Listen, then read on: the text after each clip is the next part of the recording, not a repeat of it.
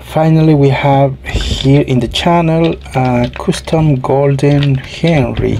Now this has been manufactured by Tommy, but if you take a closer look, it says Tommy 1993, but there is another date over here, 2002, which we can assume it's made in 2002, not 1993. Anyways, so I'm gonna go explain real quick what's going on here. So we have vinyl stickers on this lining, on the other side too, and we use the number 3 in red. I did not like the yellow inside color on this number 3, so I'll just leave it red. Probably you guys remember the golden Thomas custom I made a long time ago.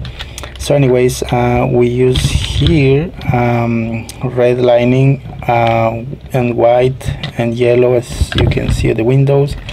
With we made it with oil-based marker. I'm gonna say it for the first time, the brand, but you can use any brand on your country. It's Sharpie oil-based marker. Now I put some white color on the foot plate, also paint the wheels in golden color, gold color, with spray paint. Spray paint you can find at your local store.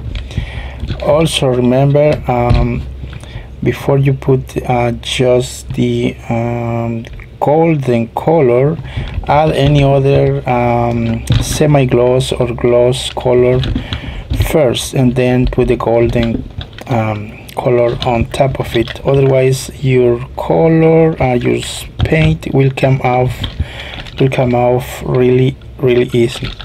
So anyways, it's a working engine, really nice. And I'm gonna leave a part of the process. You know the drill. You just grab an old Henry, like this one right here, an old Henry, broken one.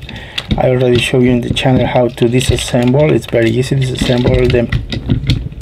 Cover the roof with masking tape, also the this area right here, or if you can take it off, then you can do that, and it will save you a lot of work. Anyways, so I hope you guys like it, and here's the video.